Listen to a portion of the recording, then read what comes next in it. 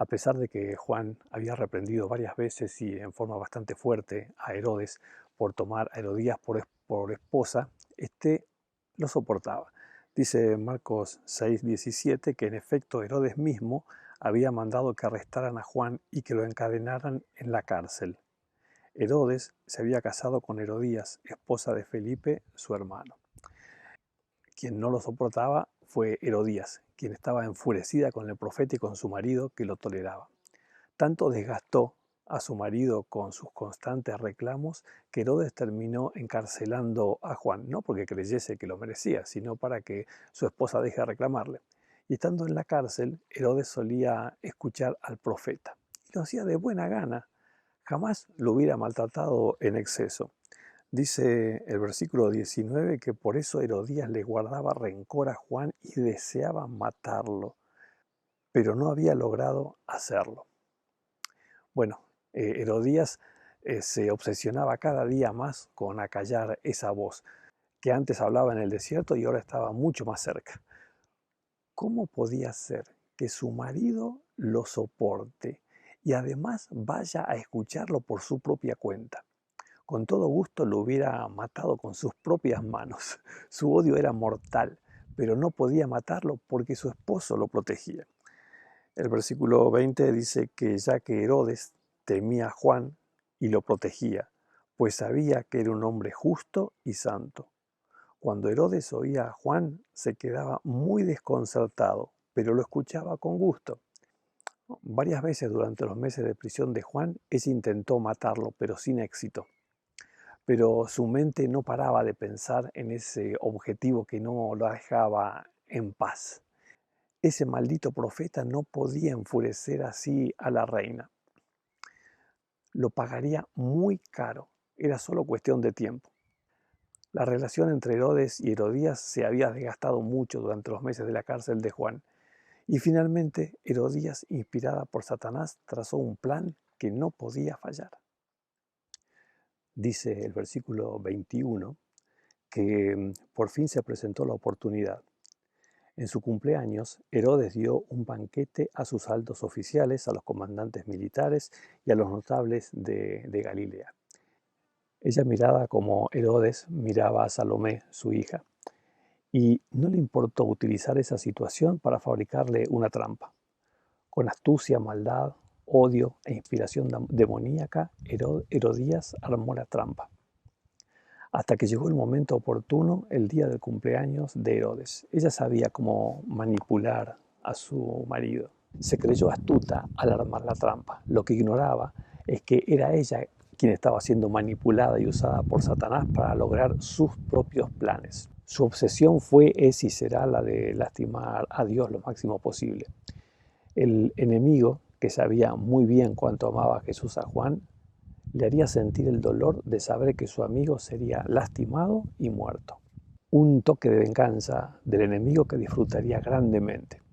Durante la fiesta, un momento de debilidad de Herodes sería suficiente para consumar la venganza contra Juan.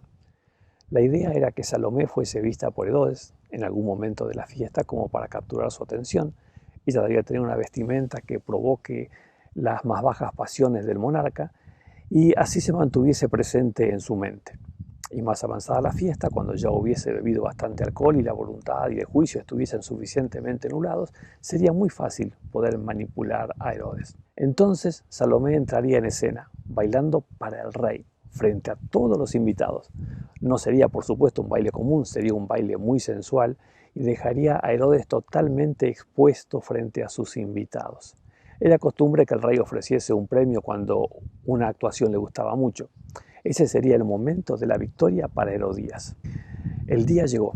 El palacio se llenó de poderosos invitados. Ante ellos, Herodes presumía de su autoridad, riqueza y poder. Excelente fiesta, digna del cumpleaños de un rey. Buena comida, mucha diversión, el mejor vino del reino. Y para sorpresa y alegría del rey, Salomé es quien entra en escena y baila para él.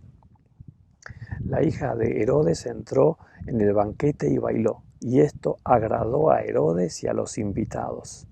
Pídeme lo que quieras y te lo daré, le dijo el rey a la muchacha. ¿Qué más podía pedir Herodes?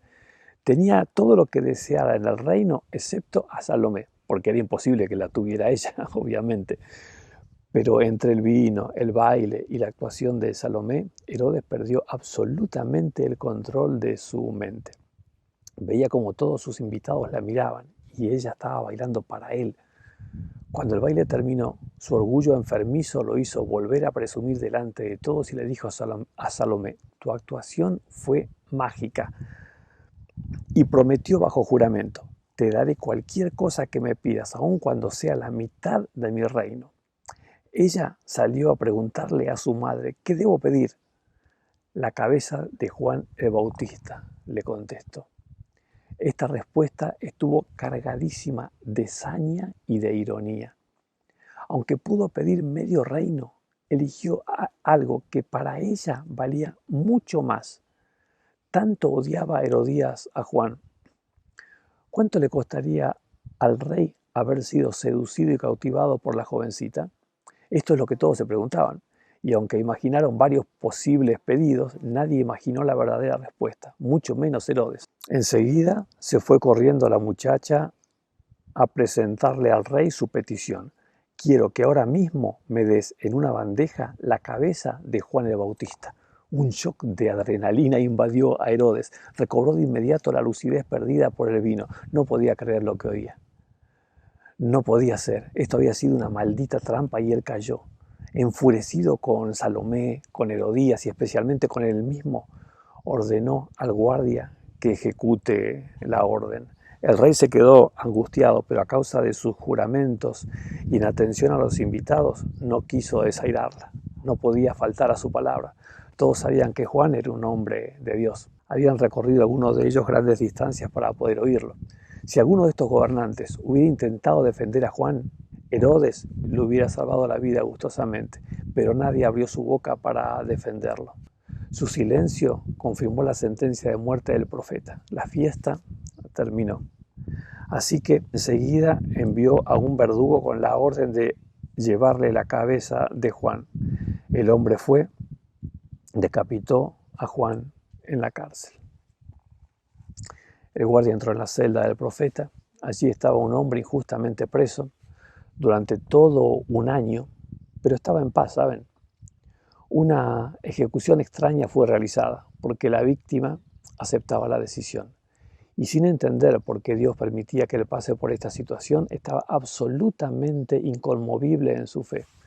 Hubiera sido mucho más fácil para el guardia que el preso se resista y lo maldiga, pero esa paz y ese silencio lo turbaron sobremanera.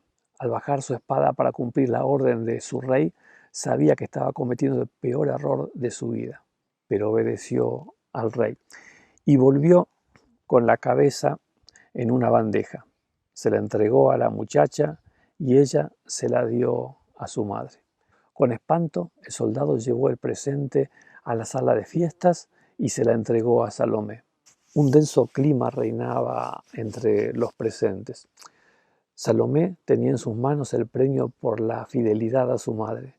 En vez de grandes riquezas, ganó un tenebroso trofeo. Con horror se lo llevó de inmediato a su madre, quien lo recibió con una alegría diabólica. Por fin esa maldita boca había sido silenciada. El placer de la venganza la llenó por completo. Su astucia había manipulado a su hija y al mismo rey. Estaba orgullosa de haber logrado su objetivo. Bueno, al menos eso fue lo que ella creyó. Pero si las cosas estaban mal con su marido antes de esto, ahora empeoraron. Su hija tampoco le perdonaba la oportunidad perdida para enriquecerse. Todos los gobernantes de la nación la veían como una asesina despiadada. Quedó sola con su victoria. Tal vez no llegó a darse cuenta, pero alguien estaba más feliz que ella, Satanás. Él era el verdadero arquitecto de la trampa y ella había sido solamente un títere en sus manos. Por otro lado, Juan no pudo ser quebrantado y su luz no se apagó y ni siquiera la muerte pudo acabar con su obra e influencia. Juan murió, pero en su muerte estaba asegurada la victoria. Él fue fiel hasta la muerte y tenía asegurada la corona de la vida. Su muerte como mártir y su fidelidad incuestionable han sido una luz que nunca dejó de brillar para los millones de cristianos que hemos vivido después de él. Al enterarse de esto, los discípulos de Juan fueron a recoger el cuerpo y le dieron sepultura. Los discípulos fueron avisados y fueron a la prisión a buscar sus restos. Jamás olvidarían lo que habían vivido junto a su amigo Juan.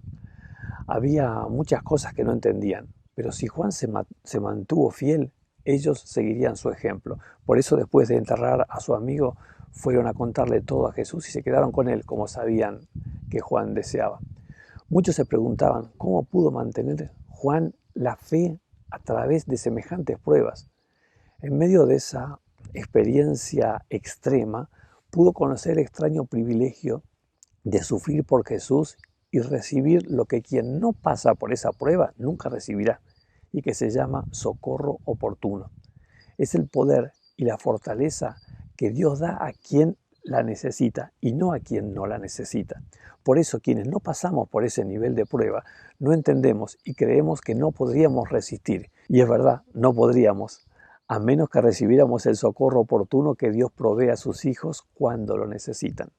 ¿Cómo pudo Juan sostenerse durante ese año en prisión? ¿Cómo pudo tener paz cuando vinieron a quitarle la vida? Juan conocía a Dios. Se postraba cada día delante del trono de la gracia y ahí recibía el oportuno socorro para ese día. Por eso Jesús nos indicó a los cristianos de todos los tiempos que en las buenas y en las malas seamos fieles hasta la muerte y Él nos dará la corona de la vida. Ojalá vos y yo también podamos mantenernos fieles a Dios como Juan se mantuvo. Y no dudemos que, aunque nos tocara también enfrentar pruebas de alto calibre como las que les tocó a Él, así como Dios socorrió a Juan, Dios también dará para nosotros el socorro oportuno cuando lo necesitemos y no antes. Nuestra parte es mantenernos fiel a Dios, pase lo que pase y hasta que Él venga. Que Dios nos bendiga para que esto sea así. Amén.